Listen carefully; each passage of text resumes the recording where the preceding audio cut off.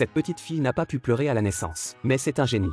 Elle pouvait écrire son nom alors qu'elle était encore en couche. À l'âge de 2 ans, elle s'habillait seule et attachait ses chaussures. À l'âge de 4 ans, elle a appris à cuisiner. Elle casse un œuf, le mélange avec de la farine et le met dans une casserole. Puis le soufflé moelleux et savoureux sort du four, avec un peu de rituel à la fin. Il s'appelle Mathilda. Il est né dans une famille patriarcale et était souvent laissé à la maison par ses parents. Mathilda est donc tombée amoureuse des livres et a rapidement lu tous les livres de la maison. Lorsque ses parents refusent de lui acheter de nouveaux livres, Mathilda consulte le carnet d'adresses pour trouver la bibliothèque. Elle sort de chez elle, arrive à la bibliothèque et commence à absorber des connaissances comme une folle. Elle lit de plus en plus de livres, si bien qu'elle a besoin d'un chariot pour les transporter. À l'âge de 6 ans, elle pouvait additionner, soustraire, multiplier et diviser oralement des nombres à 4 chiffres. Mais son père la grondait. Il ne permet pas à sa fille d'être plus intelligente que lui et traîne Mathilda dans sa chambre en la tirant par l'oreille. Lorsque Mathilda atteint l'âge d'aller à l'école, elle envie les enfants qui y jouent. Elle dit donc à son père qu'elle veut aller à l'école. Mais papa et maman pensent qu'elle n'a que 4 ans, et même son frère la malmène. Mathilda s'est effondrée et a pleuré, car ces gens ne la traitaient pas comme une famille.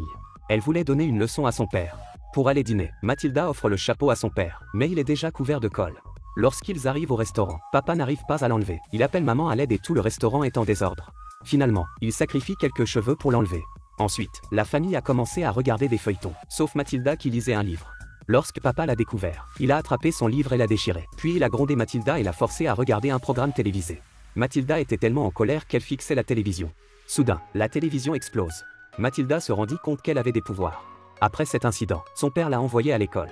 Elle pensait avoir obtenu ce qu'elle voulait, mais elle ne s'était pas rendue compte que l'école avait un directeur vicieux qui traitait mal les élèves. Cette petite fille est une génie. Le jour de son entrée à l'école. Lors de son premier jour d'école, le professeur a accidentellement posé une énigme mathématique. 13 times 379. 4927. L'enseignante, choquée, a pris un stylo et du papier pour faire les calculs et a découvert que la réponse était exactement la bonne. Mathilda était si intelligente que l'institutrice est allée voir le directeur de l'école pour qu'il aide Mathilda à passer dans une classe supérieure.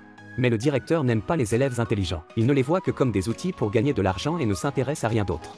Mais l'institutrice n'abandonne pas, elle se rend chez Mathilda et tente de parler à ses parents, qui sont fiers de ne pas avoir reçu d'éducation et l'institutrice n'arrive pas à les convaincre. Alors elle part en silence. Mathilda s'en aperçoit et sait que l'institutrice est la meilleure personne pour elle. Le directeur, au contraire, met Mathilda dans une armoire lorsqu'il apprend que son père lui a vendu une mauvaise voiture. Heureusement, le professeur sent que quelque chose ne va pas et sauve Mathilda. Pour la venger, un camarade de classe met un caméléon dans le verre d'eau du directeur. Le directeur ne s'en aperçoit pas et l'avale plusieurs fois, avant de se rendre compte que quelque chose ne va pas lorsqu'il voit les enfants rire. Et le caméléon lui fait tellement peur qu'il panique.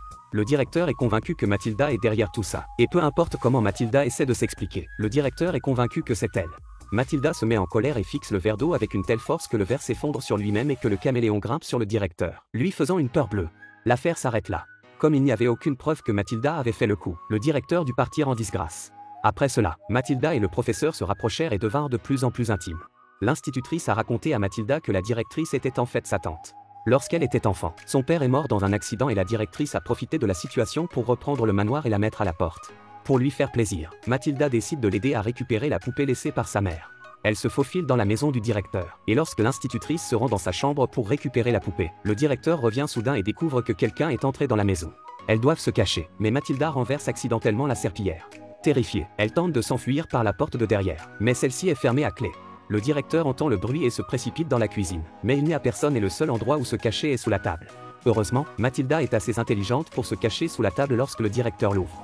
Finalement, le professeur a fait du bruit pour distraire le directeur et ils se sont échappés. Après cela, Mathilda a commencé à exercer son super pouvoir pour aider le professeur à récupérer la poupée. La petite fille fixe une brique de lait qui s'envole, suivie d'une cuillère. Sous le contrôle de son esprit, elle peut prendre son petit déjeuner sans avoir à le faire elle-même.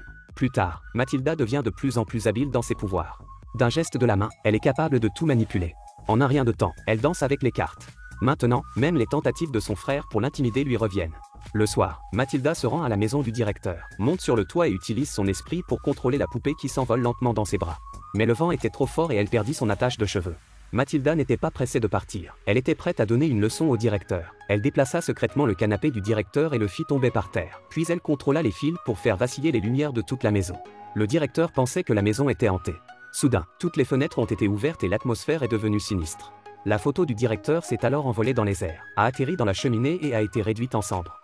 Mais ce n'est pas tout. La photo du père de l'enseignante passa au-dessus de la tête du directeur et revint à sa place. Terrifié, le directeur s'apprête à s'enfuir pour la nuit lorsqu'il retrouve par hasard le bandeau de Mathilda. Le lendemain, le directeur est sur les traces de Mathilda, mais il ne semble pas pressé, comme s'il avait quelque chose de plus important en tête. Mathilda fait alors une démonstration de ses pouvoirs au professeur, qui reste bouche bée. Le directeur est entré, a aligné les élèves, a pris le bandeau et a demandé à qui il appartenait, mais personne n'a rien dit. Le directeur traîne Mathilda hors de la salle. À ce moment-là, Mathilda prend le contrôle de la craie et écrit sur le tableau noir, menaçant le directeur de rendre le manoir à l'enseignant sur le ton du père de l'enseignant. Mathilda fait alors un geste de la main, contrôle la gomme du tableau, poursuit le directeur et le frappe. Le directeur est tellement effrayé qu'il s'écrase à la porte. Les élèves qui étaient habituellement malmenés par le directeur se sont levés. Le directeur s'est enfui et a quitté la ville en colère. Finalement, le professeur est retourné chez elle et est devenu le nouveau directeur, et il a signé un accord d'adoption avec les parents de Mathilda pour devenir la mère de cette dernière. Tous deux vivent heureux dans la villa.